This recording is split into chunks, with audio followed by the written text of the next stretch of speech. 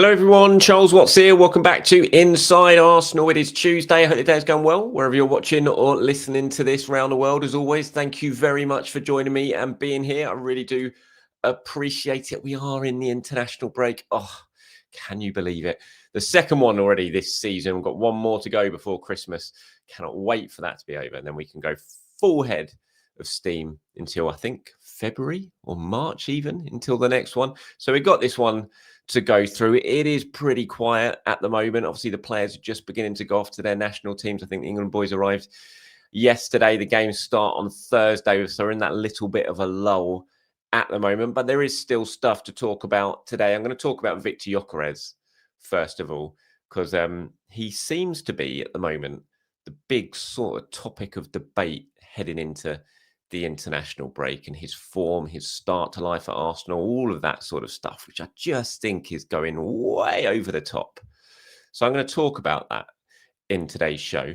We'll sort of round up what's going on internationally over the next few days as well. Got comments and questions from you guys. We've got the women kicking off their Champions League defence tonight against Lyon, who of course they beat so famously on their way to the final last season as well. So we've got plenty to talk about. But as I said, I wanted to start on Victor Gyokeres because he does just seem to be a big topic of debate at the moment. He's getting quite a bit of criticism. And John Dahl Tomasson was talking about this. He's obviously his manager for Sweden, and Gyokeres has gone over to link up with Sweden for these games. And John Dahl Tomasson was talking about it in a press conference the other day. And he said, Victor's in very good form at the moment, and he's very good. If people say he doesn't have an impact on matches, then they don't understand football and they don't have a clue about football. He creates space for other players, works on the ball and makes runs. It's excellent, and he scores goals almost all the time. So he has an impact and has been very good at Arsenal. It's always nice as you need time when you go to a new club. So he's got 3 goals in his first 10 games. He's gone 6 games now without a goal, Victor Gyokeres.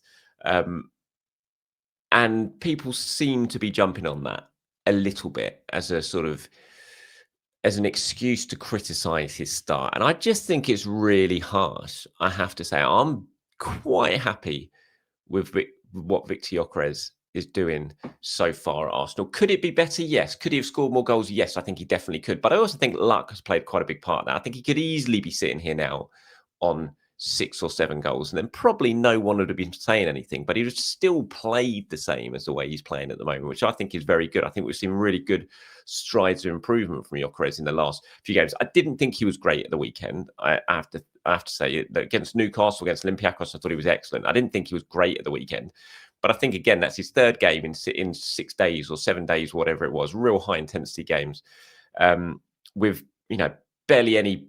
He's got no one to really sort of swap places with him. He's having to be run into the ground at the moment because of Kai Havertz's injury. And he's doing it manfully at a new club, getting used to new players who have never played with him before and all that sort of stuff. So I think criticism of him is really sort of harsh at the moment because I think he's doing fine. He's kind of exactly where I was expecting Victor Gyokeres to be. I think maybe I would have thought he'd have scored a couple more goals, but as I said, with a little bit of luck, he could have easily got a couple more or a few more than he's got at the moment. I don't. The thing is with this as well, with this sort of criticism that he's getting, I think he's getting a lot of the criticism from sort of outside of Arsenal, the Arsenal group, as well, rather than from inside the Arsenal. I mean, there's a lot of support for him within inside the Arsenal fan base. You see the reaction to the fact that Saka took the penalty rather than Gyokeres. There was a lot of support there for Victor Gyokeres for people wanting him to take the penalty. So from Arsenal, I think the support is good, but I think from outside, there's definitely there's criticism creeping into the sort of analysis of what Victor Gyokeres is doing. The good thing is I don't think this will bother Victor Gyokeres, and I think he had to expect it as well. When you come to a club like Arsenal and you are the striker that everyone's waited about 3 years for Arsenal to sign, there was always going to be so much scrutiny on your performances, on your goal record, everything like that. It's why way back when, I remember when in the summer before Arsenal signed Gyokeres, people were suggesting, what about Liam Delap as a potential Arsenal striker? And I always said, look, I think Liam Delap's a good forward. I do. He's a good young forward, but I'm not sure he would be the guy that Arsenal should be going for, because I just felt that whoever Arsenal eventually signed, there was always going to be such scrutiny he was going to be under such a microscope because of the context behind the fact that Arsenal, not just Arsenal fans, but the whole world had been waiting 2 or 3 years for Arsenal to sign the striker. So whoever it was going to be was going to need really broad shoulders to be able to take that, handle the scrutiny, handle the spotlight, and continue to play the way he wants to play and needs to play in this Arsenal team. And I think Victor Gyokeres can do that. I've not seen any sort of confidence here. Like a lot of people were saying, I should have given a penalty to Gyokeres at the weekend for his confidence. And I just didn't buy that argument because I don't think I'm looking at a striker when I'm looking at Gyokeres as a striker who's lacking any confidence. He's still doing exactly what he was doing in his first game in an Arsenal shirt. He's still making the same runs. He's still demanding the ball. He still wants the ball in the centre. So I'm not seeing a player who's hiding on the pitch, who's suffering for any sort of crisis of confidence. I just think we're seeing a player at the moment who hasn't scored in 6 games. And that's it. But I don't think it's really impacting his performances, and I don't think it's impacting his games. Like Mikel was speaking about him after the game at the weekend. He said, I just went in there and I hugged him. And I said, thank you, because the work you do for the team is unbelievable. The way he stretches the back four and the way he spaces, he opens up the spaces. And he absolutely is doing that as well. So as much as it would be great to see our strikers scoring a load of goals and be sitting there on 8 or 10 goals at the moment after 10 games, that'd be brilliant. Of course it would. But I still think there's far more to sort of analyse Victor Gyokeres and what he's bringing to Arsenal in these opening sort of couple of months of the season than just the goals. And I think that's important as well when it comes to Gyokeres. He's doing a lot of good things. He is dragging defenders away. He's making, how many times you see Bukayo Saka sort of on his own? Definitely more, I think, when we've seen him on the pitch this season than we have done previously. And I think a lot of that is due to the fact that Gyokeres is engaging so many defenders all of the time that is undoubtedly opening up other space for Arsenal players to exploit. So I'm happy with where Victor Gyokeres is right now. I'd love to get your thoughts on it. How do you assess Gyokeres' start to life at Arsenal? Where are you with Gyokeres? There's definitely room for improvement. There's no doubt about that. I've said that before on here. I'd like to see him a little bit more on his toes in and around the penalty area. It shouldn't just all be about making those runs down the channels and dragging the defenders away. He is the number 9. So when he's in the penalty area, I'd just like to see him be on his toes a little bit more, because I feel like he's left a couple of goals out there so far this season where if he'd just been a little bit more alert and anticipating a little bit more, I'm pretty sure he'd have got to a loose ball a couple of times and would have had pretty much a tap-in. Could it happen at the weekend, for example, a couple of times, to be honest? So there's definitely room for improvement, but that'll absolutely come. And from the start that I've seen from him at the moment, I think he's doing absolutely fine, especially given the context that he's doing it all by himself because Kai Havertz is injured. So let me know your thoughts on it in the comments below. Where are you on Victor Gyokeres' start to life at Arsenal? Are you like me, pretty zen about it, pretty happy with what he's doing, or do you expect more? Or let me know your thoughts on it in the comments below. Right, international-wise, as I said at the start, we're in that little bit of a lull at the moment, waiting for the fixtures to start. We're all going to be sitting there crossing our fingers. Thursday is when it all gets underway, and there's quite a lot of Arsenal action on Thursday. Christian Norgaard's in action for Denmark. Norgaard was speaking over in Denmark, actually, ahead of this game. Gave some interesting quotes about ending his career at Brøndby. He said this is absolutely going to be his last foreign club, Arsenal, and then he will return to Brøndby. He said he's got 2 years left on his contract here with an option of a third. He said he'd love to see out that sort of third-year option if things pan out well, but if they don't, then he'll go after 2 years and go back to Denmark and finish his career with Brøndby. So they're in action on Thursday during Timber as well. Should be a relatively comfortable afternoon or evening's work for Jurien Timber in the Netherlands. In Malta, and then England play Wales in that friendly at Wembley. 4 Arsenal players involved in that one, of course: Lewis Skelly, Rice, Saka and Eze. Then Friday, I didn't realise until I saw this that the Brazilian boys were heading off to Asia for their games. They've got a game against South Korea on Friday, then they play Japan. They head over to Japan on Tuesday for a game there. So that's an awful lot of travel for the Brazilian boys. Got Ethan in action on Friday. Victor Gyokeres, who we've just been speaking about, they're in action. Sweden definitely need a big result or 2 in the next couple of games, given the start they've had to their qualifying campaign. Saliba then in action against Azerbaijan. We've got Belgium as well. Interestingly, Pierre Hincapié is listed amongst the players sort of and Ecuador fixtures on the Arsenal website, but I'm pretty sure that's a mistake. I've actually got a question. I've sent in sort of query about that. I'm just waiting for a response to it, whether that's a mistake, because I cannot imagine that Hincapié has been called up by Ecuador, given he hasn't played for Arsenal at all, apart from a few minutes against Athletic. And given what Mikel Arteta was saying about him before the press conference last week, I cannot imagine any way that he's gone off with Ecuador, but he is listed on the fixtures coming up. I'm just going to check if I've had a response, and I haven't yet had a response on that. So if I do, I'll tell you about it tomorrow. But those are the fixtures we've got coming up, internationals wise.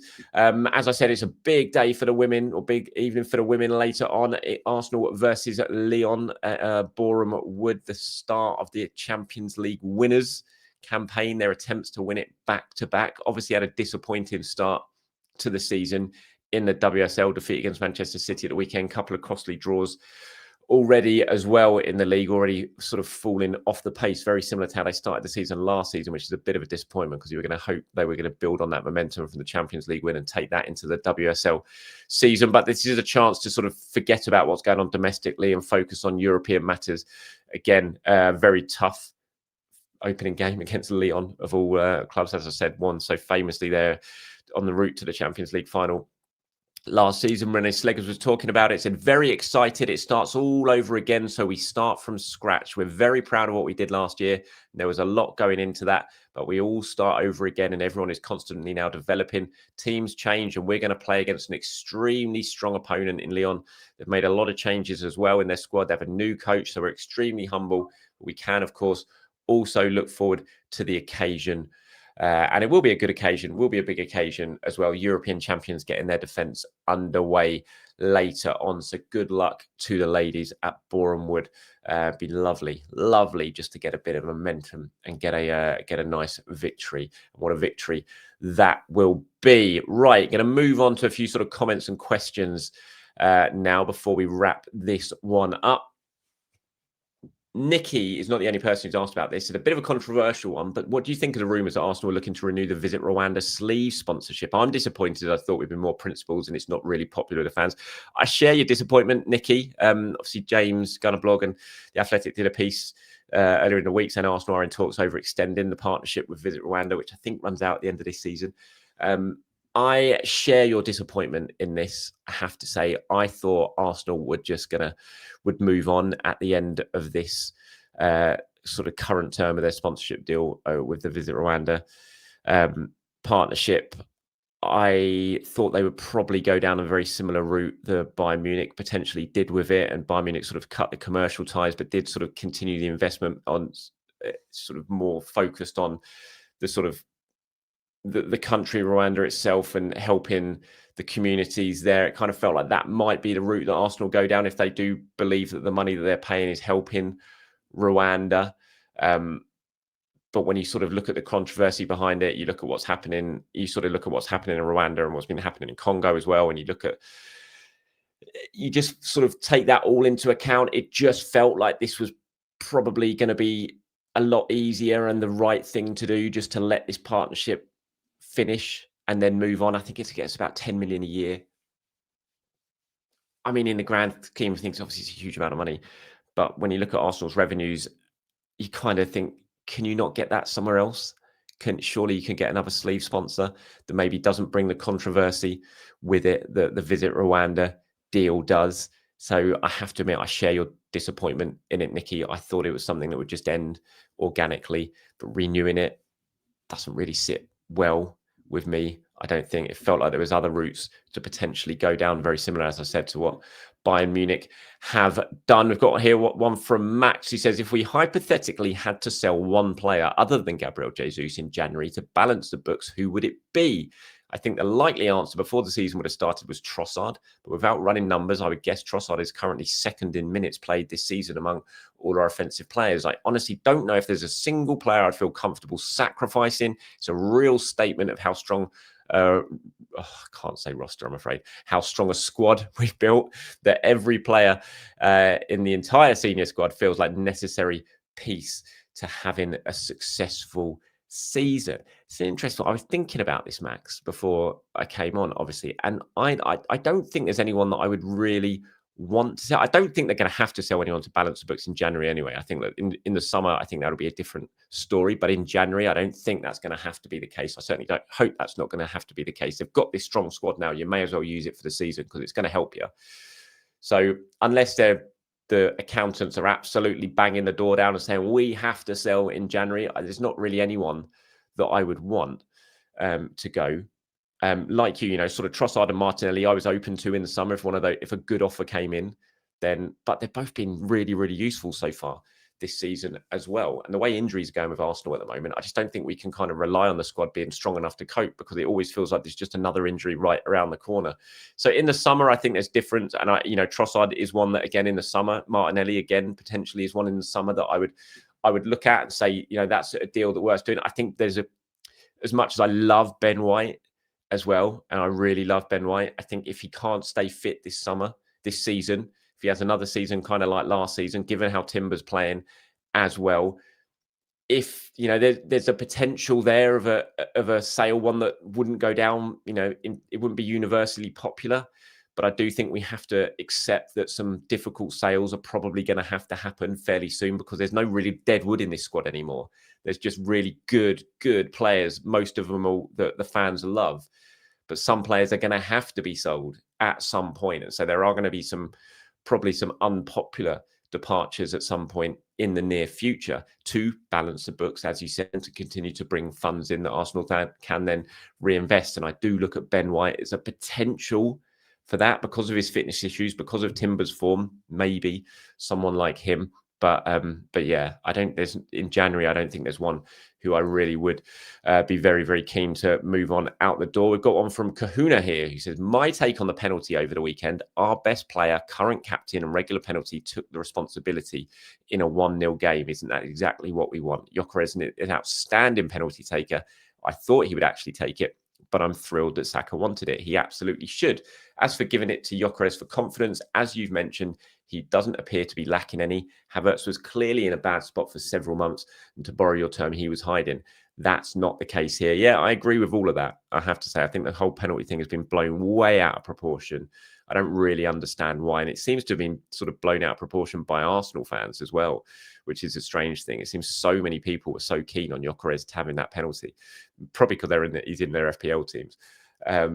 And I think it's just been blown out of proportion. I think Saka was absolutely within his rights to take it. He is Arsenal's penalty taker. He has been for years. He's Arsenal's captain. It was 1-0. It was a really crucial moment in the game. And he decided he was still having it, And obviously there hadn't been any orders from the manager over who was going to be taking the penalties. He had, if Arteta had said Gyokeres was on penalties, I'm sure Gyokeres would have taken it. But he clearly didn't. And so Saka took the responsibility and he scored. That's it. Job done. I don't see why there needs to be too much more conversation about it. Got one here from Tim. He says, I have a question, Charles. With most of the new players seemingly slotting in effortlessly in the team, and with Zubimendi, Mosquera, and Madueke particularly impressive, how do you feel Eze is doing? I haven't heard you talk about him much.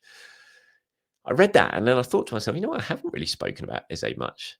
And I think that's probably a good thing. And maybe a bad thing. I don't know. I think it's just middle ground, isn't it? I think that kind of mirrors Eze's start to life at Arsenal. I think it's been absolutely perfectly fine. I don't think it's been spectacular, but it hasn't been bad. If it was bad, I think we'd have been talking about him a lot. If it was spectacular, I think we'd have been talking about him a lot. But I think it's been fine. And so we're probably not talking about him as much as maybe we could have been, because he's done fine. He scored a goal. He's got a couple of assists. Obviously, it was his shot that led to the goal for Declan Rice's goal, which broke the deadlock against West Ham at the weekend as well. So I think he's doing fine. I think he can definitely do better. I think he can definitely be more involved in games. I think if Martin Odegaard's out for any specific amount of time now with this knee injury, then I think Eze is going to be really, really important in sort of filling that void in the central areas. The creative void in that central area is left by Odegaard as well. So he's got a real opportunity there to make his mark. But yeah, I think he's doing absolutely fine, and he's contributing, which is great. But there's definitely room for improvement, and I have no doubt that he will improve, and he will start to be even more influential in games as he continues to adjust to his new club. And that is it from me today, everyone. Thank you very much for watching. Thank you very much for listening. The Arsenal Press Pass returns for Inside Arsenal Patreon members tomorrow. We've got Inside Arsenal Extra Time coming on a little bit later on in the week at the moment because James is enjoying the food over in Sicily at the moment, but he's been back. So I think we're planning on doing that on Friday for you this week. But the Press Pass show for Inside Arsenal Patreon members, that comes tomorrow. You want to get involved in that, you want to be able to watch that and have all the perks that you get from being an Inside Arsenal Patreon member, you can sign up. The link is down below in the video or podcast description. Just copy and paste that into your browser. Go and sign up direct through Patreon to support the channel and become an Inside Arsenal member and get all the extra content that you get over there. Thanks for watching, everyone. Thanks for listening. I'll be back tomorrow to do it all over again. Speak to you soon. Bye-bye.